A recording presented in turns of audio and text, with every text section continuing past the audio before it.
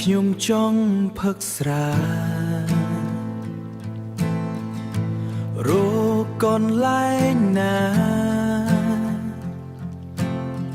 ដែលគ្មានមនុស្សផឹកបាយសំផឹកតែឯងព្រោះតែឈឺចាប់មិនដឹងធ្វើម៉េចមានតែផឹកស្រាសុំមេឃធ្លាក់ភ្លៀងឲ្យខ្លាំងខ្លាំងនាំមករន្ទះបាញ់អញឲ្យចំខ្ញុំមកចោមិនចង់នៅនឹកស្រណោមិនចង់នៅនឹកស្រណោមនុស្សក្បត់ទៀតទេ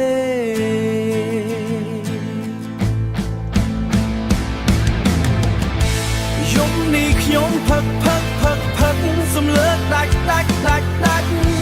សុំផឹកឲ្យស្រវឹងបំភ្លេចអូ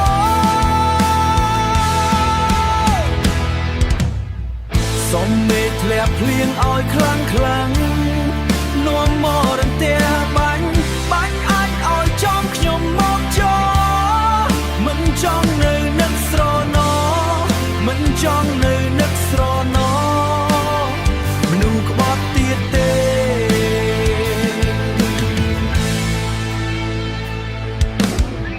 សុំមេឃធ្លាក់ភ្លៀងឲ្យខ្លាំង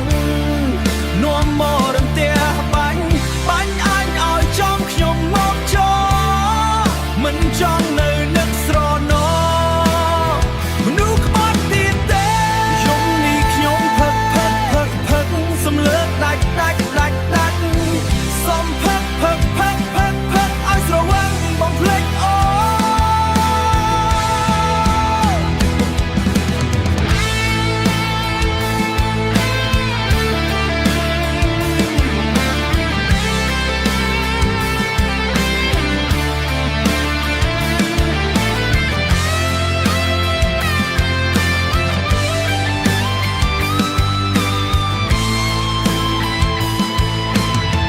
បំភ្លេចអូ